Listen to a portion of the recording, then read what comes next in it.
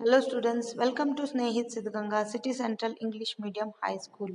Let's continue with our first chapter, that is Living World, last Hi episode. students, look at the screen. Let's study with the 8 characteristics of our living being. That is, living being respond to stimulus. Living being respond to stimulus means action towards reaction. So if there is an action, automatically there will be a reaction. Okay, and here are the few examples of respond to stimulus. First I'll read the paragraph. When thrones prick our feet, we feel pain.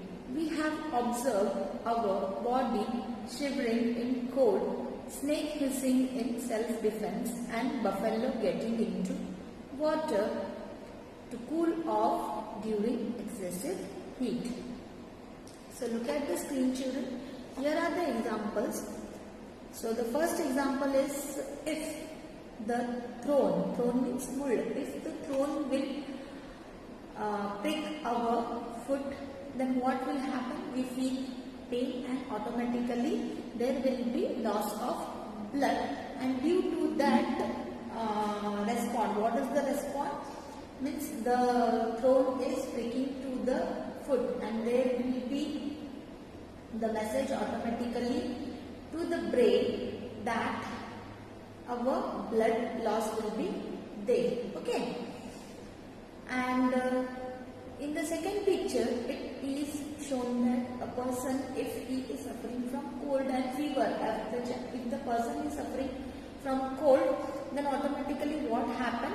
His body will start shivering. Okay, will start shaking. And here is the example of the snake. If somebody misbehaves with the snake, what the snake will do? The snake will start making the sound to save himself. Self-defense means to protect itself from the person who is hurting the snake. Okay, and the buffalo. The last one picture is of the buffalo in the water. The buffalo skin is so delicate that in the hot sun, in the very hot sun, the skin of the buffalo will start burning. So to cool down its skin, its body, the buffalo will move into the water. Okay. Some insects bite us when we touch them. Animals shout. Okay. In the animal parts, what happen? If some insect will bite us, bite us, then what will happen?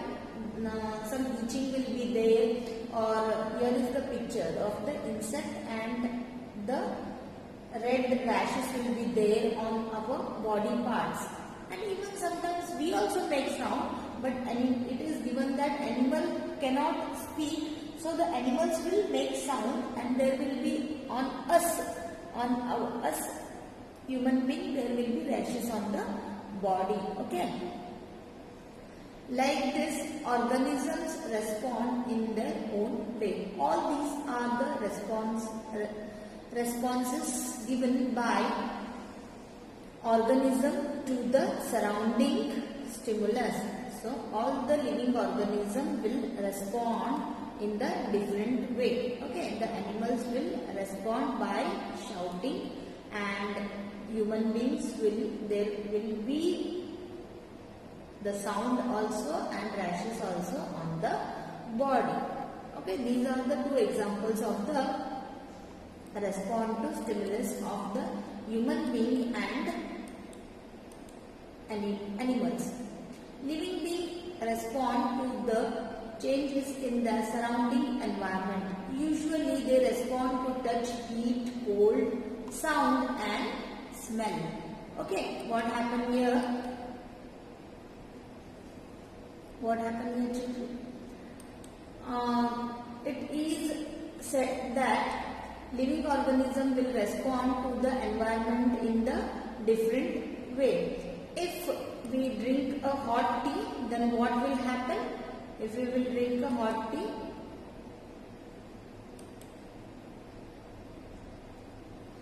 then our tongue will get burnt, and if we will touch the eyes, then what will happen? We feel cold, we feel cool. Okay, and usually what will happen? Our responding organs will be different in our bodies. Like skin is our responding organ, eyes is our responding organ, nose is our responding organ. If we smell any dirty smell, then what will happen? The nose will respond, it will give message to the brain, and we will able to smell a very dirty smell, and it will come to know that the smell is very dirty. And if we will see any, even ears are also our responding. If somebody is shouting, harsh sound is there towards us, then our ears will start cheering. Okay, so this is the response to stimulus examples. Let's now study in the plants. Folding of the leaves when touched. In touch, we not plant flowers of sunflower plants turning towards the sun. These are the ways that organism respond to stimuli. So this is the example of the mimosa plant. This green plant is nothing but the example of the mimosa plant. It is also called as touch me not plant. And in this plant, what is the respond, children? That if we will touch the leaves of the plant, the leaves will automatically get folded.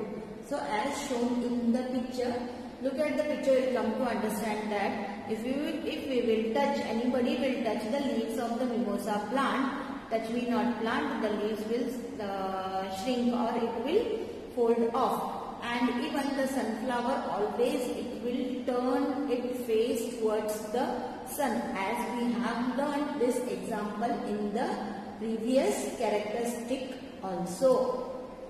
So this is the example here shown that of the mimosa plant and the sunflower. These are the two examples. Let's now start with the ninth characteristics, that is living being have lifespan. Lifespan means duration, means some duration time will be there in the living organism. So life cycle of the frog example has been shown here in the picture. Let's read the paragraph first. Organisms take birth, become adult, reproduces, become old and die at last. The period between the life and the death of an organism is called a lifespan.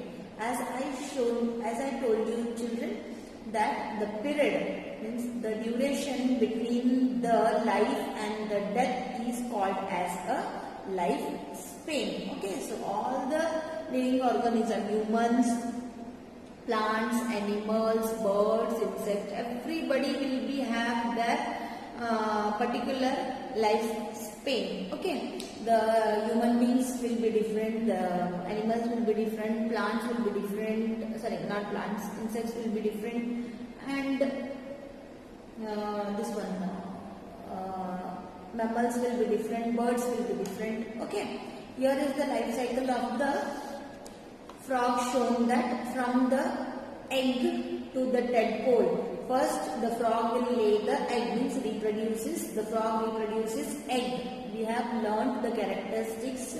Living organism reproduces. So here the frog lay eggs. From eggs, it will form to tadpole. From tadpole, small legs will be there. After that, froglet, and from the froglet to the big frog. Okay, this is the life cycle being take place in the frog. In the same way, all other living organisms will also be having each their particular life span and life cycle also.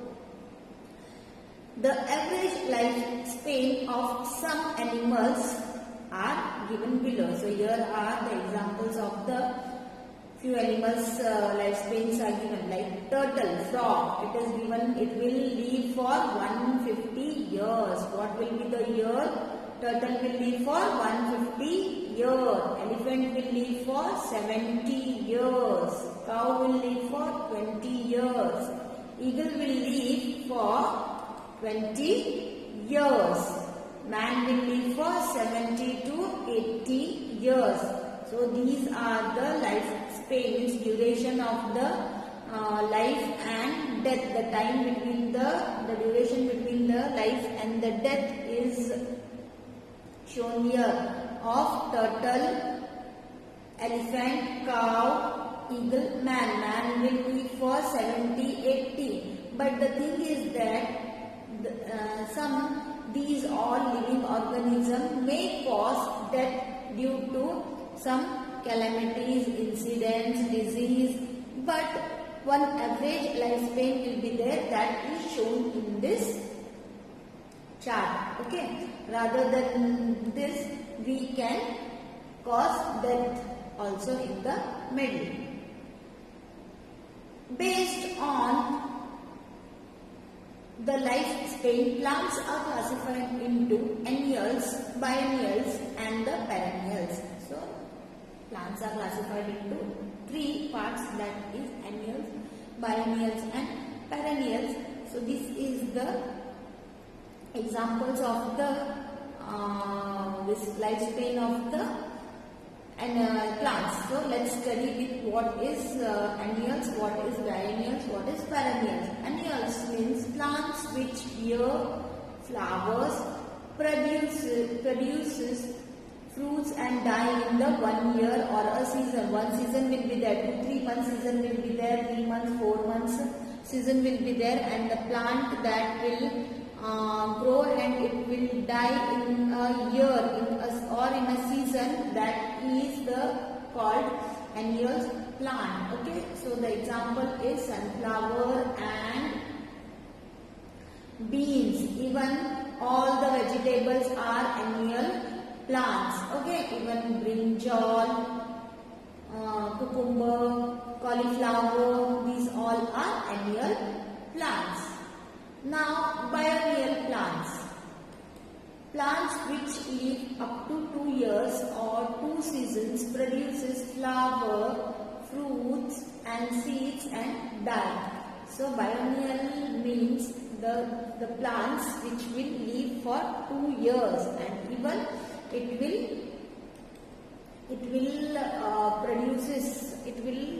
produces flower, fruit, seeds, and after that 2 years or 2 seasons it will get diamonds. It will not produce a new plant. It will not grow a new plant or a fruit or a seed. So that is called as biennial seeds. Perennial plants which live for many years and keep producing flower, fruits and seeds. So the fruits like apple, mango, these all are the examples of the the trees which will live for many years. Okay, and it will give us fruit also, from flower, fruit. Then from fruit again we will get the seeds, and it will live for many years. These are called as perennial plants. Okay. Now let's move to the dicotyledonous and monocotyledonous. Apart from the lifespan, plants are classified based on the nature of seed leaf as monocotyledonous and dicotyledonous plant. Okay, plants. Here are the examples of monocotyledonous and dicotyledonous. Let's study about the monocotyledon means what and dicotyledon means what. Monocotyledon means the seeds has only one seed. So monocotyledon will be having only one seed. Can you see here, children? One seed means only one bees irtaiti. A fruit naga, a vegetable naga, there will be having only one cotyledon means one seed. So which is the example? The example is like mango, fruit, and even here the examples are given like jawar, ragi, wheat, paddy, mills. These are the examples of monocotyledonous. Okay, and dicotyledonous. Okay, see here first: jawar, ragi, wheat, paddy, and mills. These are the examples of the monocotyledonous. Dicotyledonous is nothing but plant seed has two cotyledon. Okay, there will be two cotyledonous. So which are the example of this? Groundnut. Groundnut and all the grams are of two cotyledonous. Means children, if we will see the groundnut seed, if we will take the groundnut seed and we will if we will remove the fiber from the groundnut or any gram seed, then once the fiber is removed, then what we will see, that seed will be into two parts. The seed will be converted into two parts. So that is called as a monocotyledons. Okay, the examples are horse gram, groundnuts, red gram, belgium gram, black gram. Okay, horse gram, groundnut, red gram, black gram, bengal gram. So these are all the examples of the monocotyledonous. Okay, children.